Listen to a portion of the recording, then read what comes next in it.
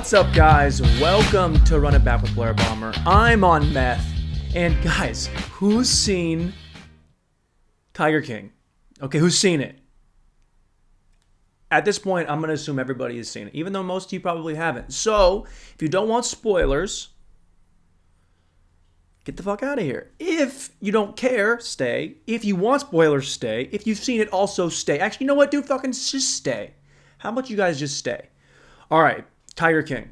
I'm going to assume you know what I'm talking. I'm not going to go into the backstory. I'm just going to go into the high points and the low points, but mostly they're all high. First of all, this dude, this fucking guy, Joe Exotic, might be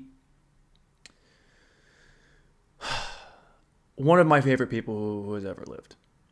First of all, gay as the day is long. The gayest guy.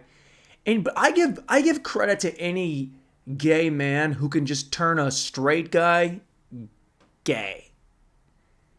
But here's the other thing about that. So, he's got 2 husbands. Good for you, man. Good work. You got 1 husband? No, I need another one. So he gets another one. Both guys apparently are straight. Are just fucking like crazy. That's not how that works. You don't just get to be like, actually, I know I've been blowing these 2 other guys for 14 years, and I do call them my husband, and there's a bunch of pictures of us kissing and playing grab ass together. But I'm actually straight. Gotcha. No, you're just gay. But I love how the justification was, well, I was just on a bunch of meth. I was just smoking all the meth. Everyone was smoking meth. And meth, if meth makes you gay, then give me some meth. Give me some guilt-free meth so I can have some guilt-free gay fun times. Isn't that not, that's not really how it works. You can't just like smoke a bunch of meth and be like, guys, I was just, I was smoking dope and then it turned into meth and then, yeah, here we are. This is my husband. His name's Joe. Last name, well, we'll say it's unknown because he has 17 different ones. Also, I'll save the sad shit for the end of the pod. Let's keep it all upbeat. Okay, so the woman that gets her arm bitten off.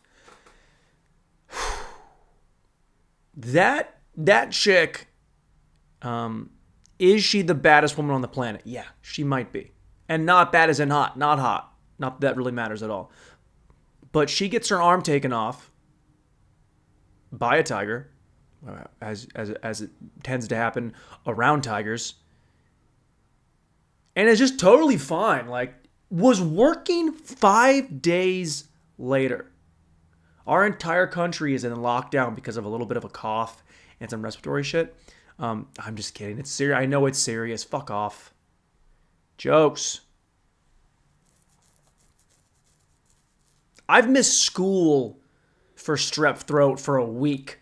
And this chick was back at work 5 days later after losing her arm from the elbow down. Or at least past the elbow. So the forearm gone. And like, yeah, no, I like the Tigers. So I'm just going to, I don't want them to get in any trouble. So I'm just going to come back to work with the. It's like, did they put the tiger down? Or do they let the tiger do tiger shit? I do see the appeal, though, of, okay, if you lose your arm to a tiger, I don't know if I want to hang out with tigers that bad. Like, if a girl over 6'5" breaks my heart, I don't know if I want to talk to the next center that comes along. You know what I mean? I associate you with pain, so now I'm going to move back to women under 5'2". She's like, no, I like tigers. I'm gonna go back and hang out with them. Is my arm still in his mouth? Does he have my arm? No, he doesn't? Okay. Can I get it back? No, he wants it. It's his. He ate it. Perfect. The whole thing is just like, it's just a money grab, right? So like the guy, Joe Exotic, is just, it's like, it's under the guise of, I love these animals. No, you love money. And the guy was just selling baby cubs and shit. Which, by the way, if you haven't seen a baby cub, they are adorable. A little tiger cub, woo! I would love to play with a baby tiger cub. But after 4 days old, I'm out. I'm out, dude. You're food. Like, you are food to them. If you leave me around a bunch of Snickers, I'm going to try and eat at least one, probably all of them. There's a Snickers and it's next to me, and I'm hungry, I'm going to eat Snickers. Why would I not? Why would I just leave it somewhere else? But there are so many holes to this whole thing. Like, it's once, because up front it's like, yo, there's this guy who's crazy, and he is like using his animals to make money, and he's not doing a great job of keeping up the health. And on the other side, you have this crazy bitch. Crazy. Hey, all you crazy cats and kitties and cats. Kitties and cats. Hi, my name's Carol, and I'm a crazy cat lady. Terrifying. At first, you're just kind of like, okay, she loves animals. She's weird. Her husband's weird. They're weird. If you wear a lot of leopard, like if everything you own has lions, tigers, and cat print on it, I'm gonna assume that you eat at least 3 meals a week out of a bowl on the ground next to the cats. That's what I'm just gonna assume. That's a crazy person mentality. Now, does shit get a little bit wild when we dig a little bit deeper into Carol and her background? Yeah, dude. Oh my God. This bitch, for sure, without question, fed her husband to the cats. Killed her husband and gave him to the cats. That's the perfect crime if the people who run the local authorities have the IQ of Forrest Gump's left nut. That's how insanely stupid these people. It's the most obvious thing in the world. This guy, her husband's like a millionaire, and he's like, "You're annoying. I'm gonna divorce you and take all my shit." Going to Costa Rica. I don't see the appeal of Costa Rica, but if you're an older white guy and you're slinging dick in other countries, keep doing it. Keep slinging the dicks, I say. Disappears. If there's a disappearance, if an old man disappears, I'm just gonna assume he's dead, first of all, and someone killed him.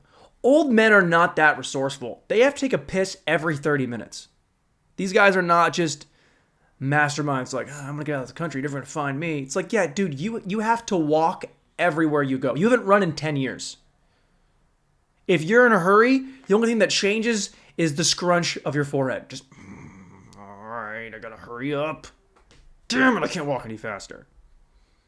They're like perpetually a little bit fucking wasted all the time. Now, do I like this Carol chick? No, I don't like her at all. But I respect the hustle.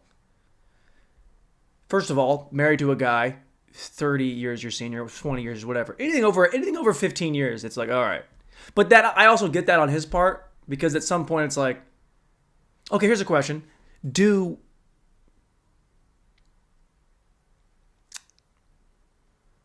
You don't always stay attracted to your age range, do you? Like to your demographic? Like if you're in your 70s, I don't think, if you're a 70-year-old man, you're not attracted to other 70-year-old women.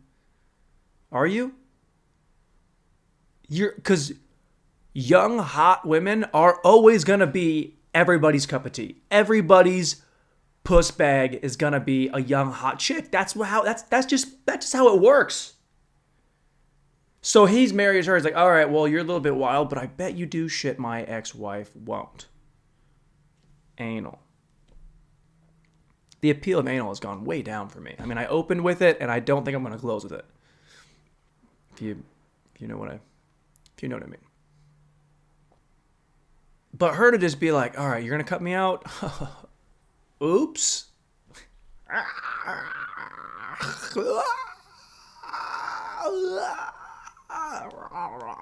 Great. Well done. Well played. Oh, by the way, I'm gonna fuck your entire family out of all their money that's supposed to be yours. That's all mine now. Thank you. Well played, Carol. Well played. Now her new husband is the definition of a cuck. This guy is the most cucked out dude I have ever. I saw a picture of him in like a leopard print diaper and a collar around his neck. Now, should I judge anybody for being into weird shit? No, of course not. I only have sex wearing this jacket. So I can't really shit on anybody for being into weird shit because I have my kinks too. It's like, I'm going to need you to tell me my name is Martha and slap me in the back of the head 14 times before we can get started. That's what I'm into, baby. I'm a freak.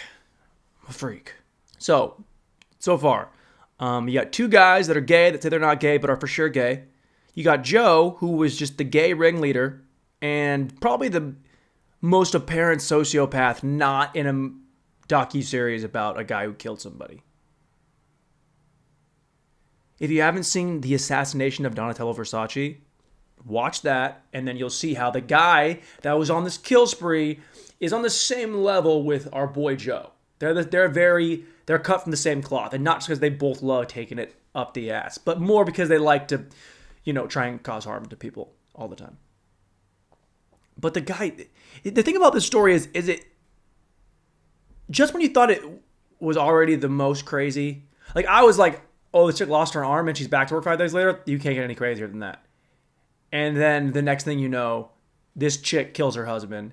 And then the next thing you know, there's this other guy who has his other tiger sanctuary. Ooh, let's get into him. The guy, Doc Antle. Looks kind of like Philip Seymour Hoffman if he didn't die from that drug problem he had. They look very, very, very much, very similar. Very similar. This guy has a harem of women. Do you know what a harem is? A harem is a big problem. He's kind of like the white R. Kelly, but he's doing it way better. Because he's got tigers and lions. And hoes love tigers and lions. And they're all hot. And he changes their names, which I think is such a power move. Hi, my name is Kimberly. No, you're China now. Your name's China.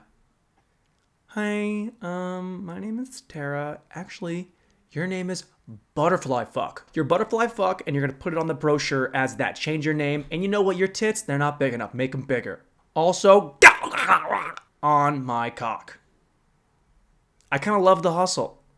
I see, here's the thing. It's just a bunch of people who are trying to get by, but they're also trying to come a lot. They're also trying to come all the time. They want to just keep coming, and then they want to be around things that could potentially kill them, like lions and tigers and stuff like that. So they're for sure. It gets a little bit dark at the end with Doc Antle because they're like, hey man, I heard you have a gas chamber for the cats you don't really like anymore. And then you put them in an incinerator and light them on fire. Now, who were the last people to do that? Who were the last people to use gas chambers? Yeah, dude, not a good guy. Not a good guy. And they ask him, hey man, do you gas your cats? No. Do I gas my cats? Of course not. Which is just his way of saying, yeah, I do that. But have you seen all 4 of my wife's tits? Yeah. I bought those. And I will repossess them if I want to. Okay?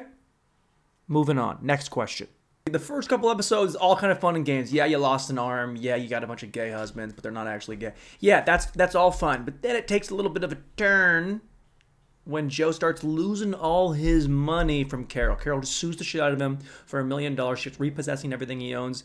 And then, he does kind of the OG thing where it's like, oh, you want all my shit? I'm going to light it on fire. You can have stuff that was fire. You can have stuff that was my stuff that then was fire that now is nothing. You can have that, Carol, you dumb bitch. Let's go to the dark part.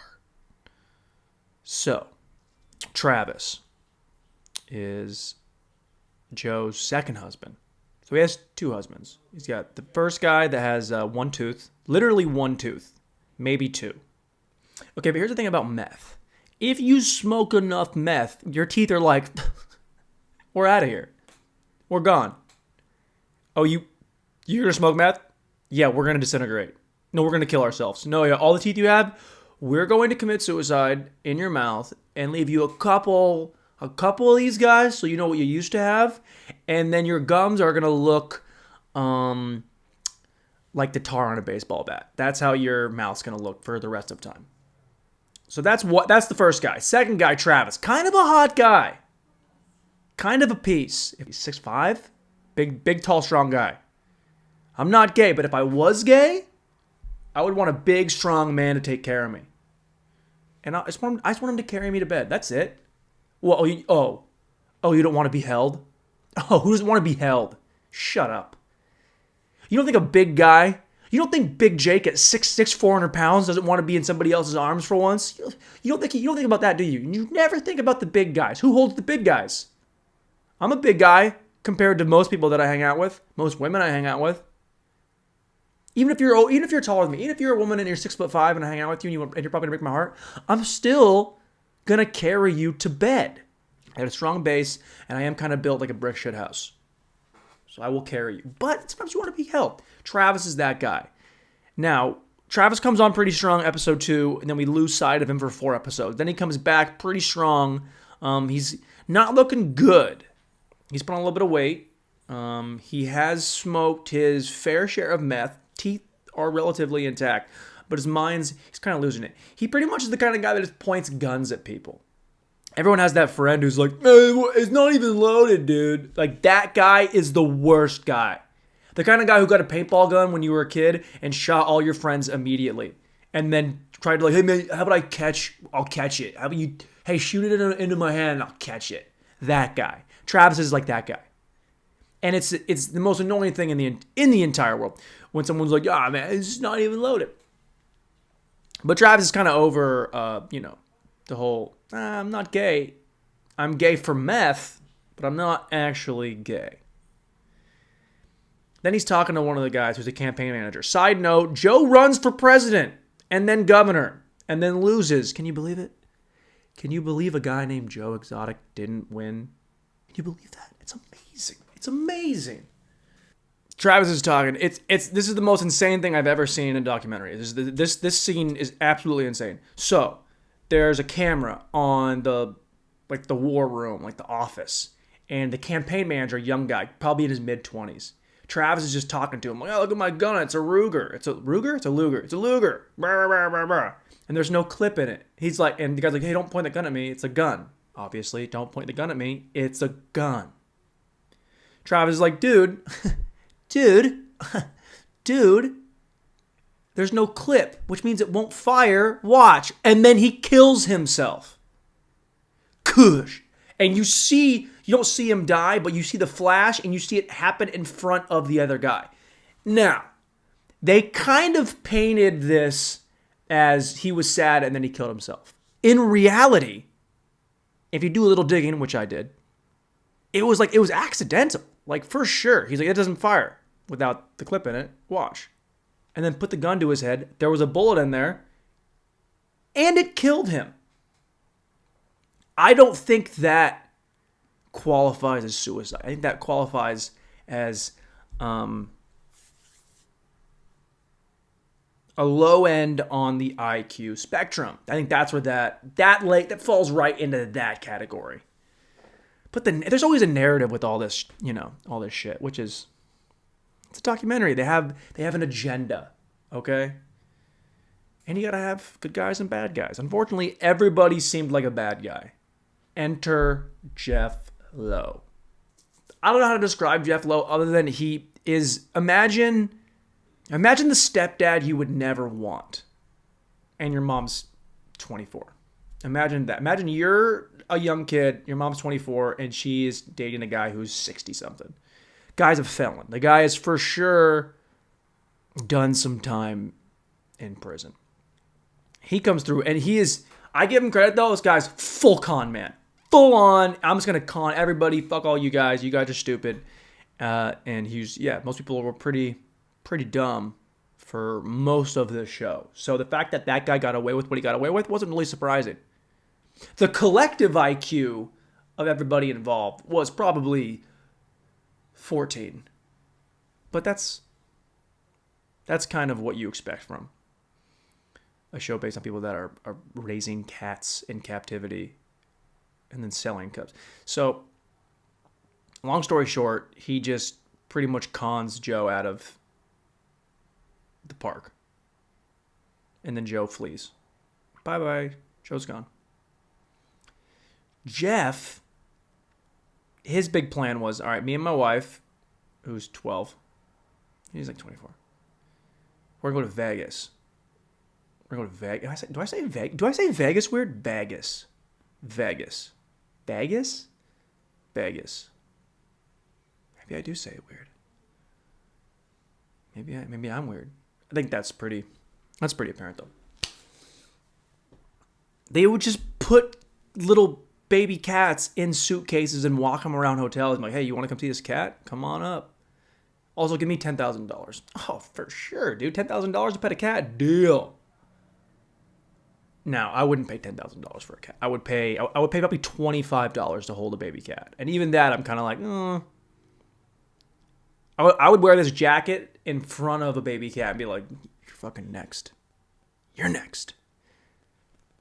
But, yeah, so then towards the end, it kind of spirals a little bit out of control because Joe loses everything and he hates Carol. And he's like, man, I would just love it if someone would murder her. She killed her husband. I'm going to kill her. That's frontier justice. So he hires one of Jeff's boys and is like, hey, here's $5,000, go kill her.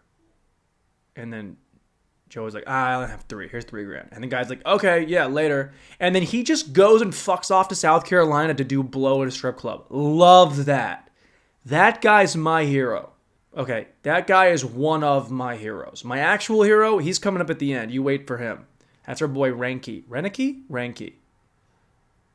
The guy with 2 missing feet. That's also kind of an annoying thing when they're just like, hey, we can't. This guy's got two peg legs, and they don't tell you for 3 episodes if he lost them to a tiger or not. Like that's cheating. Just tell me how he lost it. Tell me how he lost his legs. Tell me. But then the feds are involved. The feds are like, okay, Joe, did you try and kill Carol? Because we feel like you hired a hit to kill Carol. And a bunch of dudes, some fat other guy who owns a strip club, he snitches on her. And then basically they say, Joe, you tried to kill Carol. You paid a guy to go kill Carol. And also you killed like 17 cats in your backyard. We have the skulls. He's like, man, come on. Sometimes you gotta kill cats if they're sick. Come on, man. They were taking up space and food and come on. Yeah, don't kill cats. You can't kill animals. No one's gonna be on your. You kill a couple people are like, people suck. You kill a couple people are just. I get it. I've been in traffic. I understand. I know what you mean. I have honked my horn at an older woman and then hoped she died early of whatever onset disease she has. I've been there. But as far as like her killing a cat, come on. That's not true. Actually, I've thought about drowning a couple cats, but you know, cats suck. Like house cats. Big cats are dope. House cats, get fucked. Don't like house cats. I'm kidding. I love house cats. Sophie was my first pet ever. Shout out Sophie. Doing big things. Do cats go to hell? Is that what it is? Because dogs go to heaven, right? And cats go to hell? But I think cats probably have a good time down south. It's like Padre Island. They're living it up. They're all on Molly. And if you're gonna be in hell at all, you'd rather be on hell on Molly than not at all. Trust me. So they catch Joe. He goes to prison, loses his trial. Here's 20 years, Joe. See you never. And then he just turns full snitch. Starts just ratting out everybody. Like how they transform, how they get rid of it. He's like trying to get a deal. He'll probably get out in 10. If I had to guess. But I mean, this guy, like if you're Joe and you have to be anywhere. Like a real prison would be if they locked him up in a female prison. Like that would be hell. But he's with a bunch of dudes. And he's gay. And I don't want to make that connection, but you see where I'm going. Also, he is a Prince Albert, which if you don't know, that's a piercing on your piss hole. And he said that he used to hang bike locks off of it. Woo! This guy, Joe, does not give a fuck. It's impressive. I'm impressed.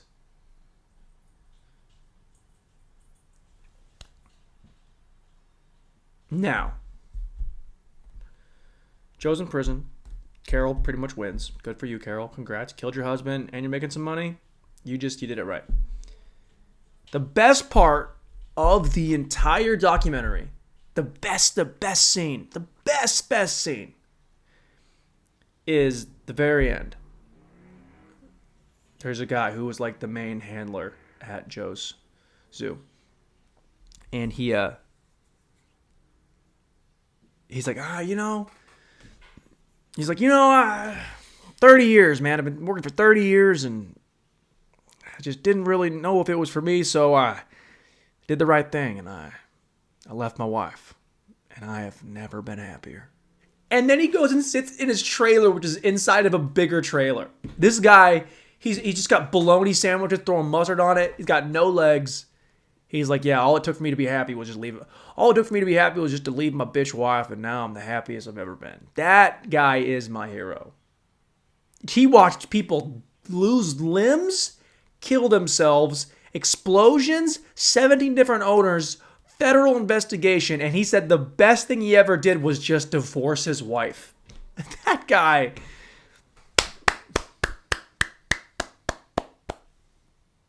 My guy, Renicky, can't remember your name. You're my hero. Here's to you, big guy. Anybody have a beer? I think I'll go for a beer. I'm gonna go stand outside in this jacket. All right, we did it. Eat shit.